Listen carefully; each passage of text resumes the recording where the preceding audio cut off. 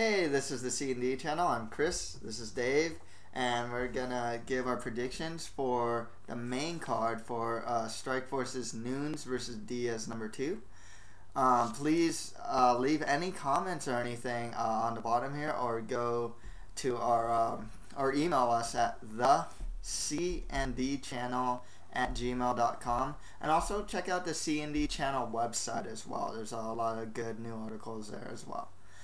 So yeah, there's 4 fights on the card. We're just going to start from the bottom of the card. Let's go with the prospects fighting each other tonight at welterweight. Andre Galvao is going to fight Tyron Woodley. I got Tyron Woodley winning this fight actually with his wrestling. I think he's going to take Galvao down, tire him out, and do some ground and pound. I don't think he'll get a submission because Galvao's such a I know he's a BJJ guy. I know Galvao. Submission. What are you talking about? I know. Galvao's a Abu Dhabi, he's one of the top he's a world ranked Brazilian Jiu-Jitsu practitioner. For people who practice BJJ, they all know this great hero. You're gonna submit BJJ. God, are you crazy? His BJJ hasn't translated super well to MMA. He is able to take guys down. Galvao's very strong. That's one thing. He did get rocked a little in his last fight against, I think it was Fatima, so his striking needs some work. Woodley, though, on the other hand, he didn't look that great against Nathan Coy, too. He was getting clenched against the cage and whatnot, getting kneed in the legs a lot of times against the cage and stuff. You know what's gonna happen? Galvao gonna knee your guy. I don't know if he uses too many knees, to be honest. But my guy have a strength. My guy have a strong power. Standing out need some work, but just one punch. Who knows? Oh, I can say about Woodley too. The thing is, as good as Galvao's power is, and he can definitely force takedowns. I mean, that's what he does. He does gas, pretty bad actually. And the other thing is Woodley is an NCAA. Great Division I, all those credentials for wrestling. So it's gonna be hard for Galvao to take Woodley down, but by pure brutal force. That's how it is gonna happen. Could happen, that's for sure.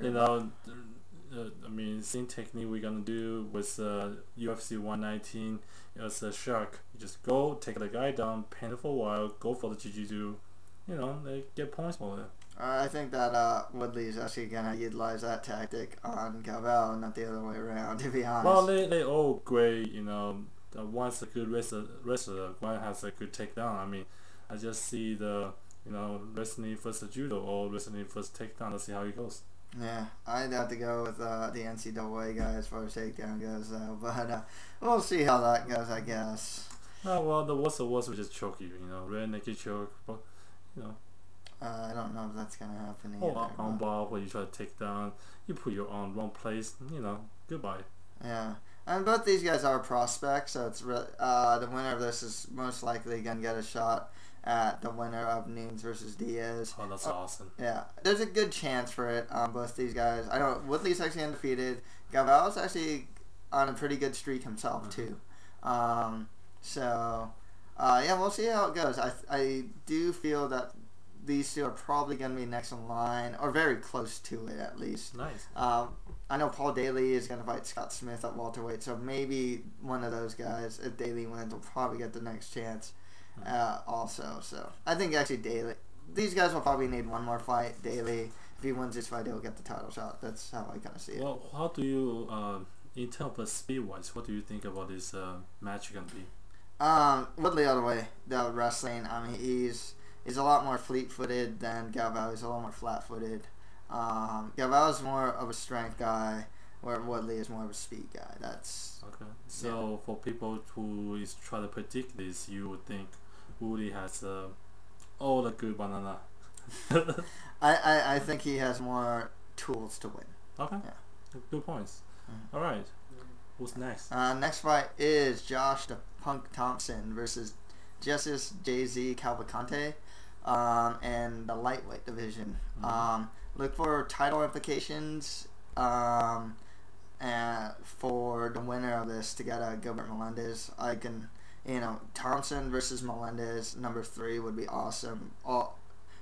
those two have great fights together. I mean, the second fight they had, yeah, Melendez obviously won.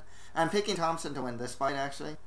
He has great wrestling. His kicks are really good, like his deep kick and just his kicks in general. I know he trains at Kung Lee. Good chin. He went 5 rounds with Melendez, and they were punching hard. I mean, he's got a good chin, good wrestling, good kicks. But yeah, Jay-Z, tough, man. I mean, he's just coming off a win in Dream. Of course, man. My guy's tough, dude. Your guys have injury too. It's not just my guy's injury. Yeah, I mean, both these guys have have had a lot of injuries throughout their career. So, I mean, as far as we can tell, I mean, they're having this fight, and it's all good. But that's the thing. But my guy's more well-rounded, though.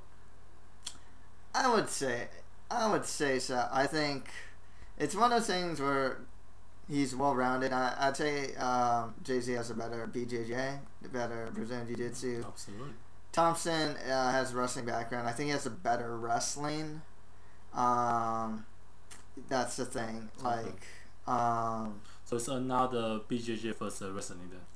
Nah, because I can see a lot of striking too. Thompson does like to stand a lot too. So for this match, it's more standing out rather than the previous match, more ground work? Ooh. Or it can go all different angles. It can go any different angles. I kind of get the impression that it's going to be more up to Thompson where this fight goes. If it wants to go standing, it's up to Thompson. If the fight goes to the ground, it's going to be more up to Thompson than Jay-Z. Jay-Z's tough. He just won his last fight in Dream. And he's fought like the who's who of Dream. I'm pretty sure he's fought Alvarez, Kawajiri, and Shinioki. I'm not 100% sure, but I know he's fought some really good guys out there. With that kind of academic, I think experience-wise, he's saying, would you think Jay-Z will have a better tactic and know what to do? But I don't know, because Thompson has a good resume under him as well. He's fought Gilbert Melendez. He's actually fought in the UFC a long time ago. I mean, but he got that like highlight reel head kick by the Thug Jitsu master Eve Edwards. That's pretty funny. He's lost to Clay Guida. He's beaten in the first fight. He beat Melendez, and Thompson has some good wins. He's also coming off one over Healy, if I'm not mistaken. The thing with Thompson is I do feel like he's kind of hot and cold sometimes, I guess. It's really hard to say. Like, I expected him to do really well in his last fight, and, it was a little more back and forth than I thought it'd be, I guess. And that's the thing. But I'm still going to pick Thompson to win this one. Okay, so we can pretty much say this might be a close call. Yeah. I have a really hard time calling this fight, to be perfectly honest. Absolutely. I mean, again, you got one guy, Jay-Z, which is my pick, well-rounded, and you got Thompson, who is great in wrestling, great in kicking, good chin. I mean, this gonna be a good fight. Oh yeah, no, for sure. It'll be a good fight. It'll be a really good fight. Okay, so let's go for next fight. Yeah, next fight is the co-main event. 135-pound women's champion Sarah Kaufman is gonna fight Dutch sensation, I guess, Marloes Coenen. I'm gonna go with Kaufman here. Very strong. She's strong. Her stand-up's really technical. She's actually more technical than a lot of guys. She looked pretty good against Modafferi. She flat out did like a spine buster. She like powerbombed Modafferi in her last fight. It was pretty awesome. Modafferi's going for an armbar from her back. Kaufman lifts her up and slams her to a KO.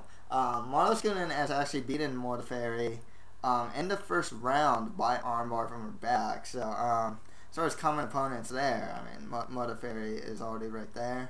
Coenen fought Modafferi at 145, whereas Kaufman fought Modafferi at 135. So, some differences there. Kaufman's also undefeated. She's had a lot of decisions lately, but seeing her technique and whatnot, and the fact that she hits people pretty clean, she does have I don't want to say one punch knockout power, but she can drop people. But yeah, Coenen's pretty good. She's tall. Her stand-up's looking really good, and her BJJ's really good too. Absolutely. Again, you're talking to my beautiful Benet. What are you gonna say? I don't even need to see her fight. I just need to look at her. I'm happy already. She doesn't have to win. Just make sure your Barbarian, stay away from my beautiful, Brunei. Okay? Hey, Canadians are cool, man. Don't That's fine, but you don't enter her beautiful face, okay? Just hit her leg, stay away, and let her, BJJ you, I wish it's gonna be hot. But anyway, one thing I do want to say though, like a women's fight is pretty exciting, alright? Mm-hmm. Like one of your articles was talking about MMA for women. I pretty think with this kind of combination, you have a great fight. All of a sudden, you go to a women's division. Nothing wrong with that. Yeah, one thing I noticed, Bellator was on just the other day, and they had Megumi Fiji versus Lisa Ward, and Jessica Aguilar versus Oliver Fosso. And one thing that just stood out to me is that you're not seeing, like, I guess, a chick fight. I don't want to sound sexist here, but it's just like it's just one of those things where you can kind of tell it's got that unpolished, kind of rawness to it that's kind of associated with women's fights, because they're still really beginning to really get into the MMA game. What's new? It's new for that division. But these two, I mean, these two are really crisp.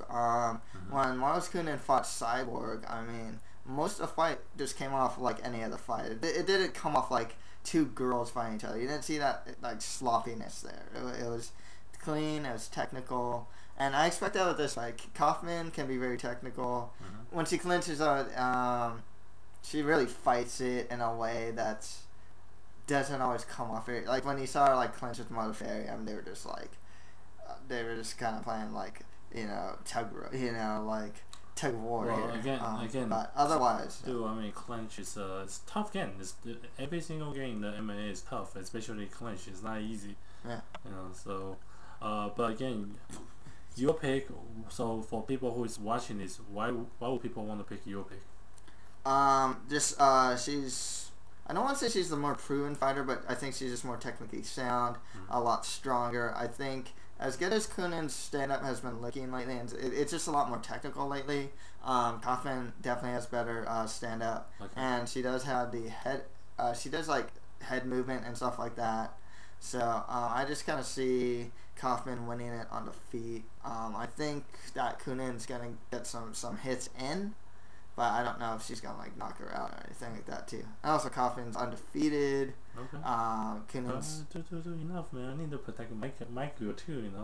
Michael is hot. Michael knows BJJ. Michael improving her stand-out. That's pretty much it. Well, let's just get to the main event right now. Well, maybe we should go part 2. Okay. Let's go to part 2 then. Actually, after the jump. Thanks.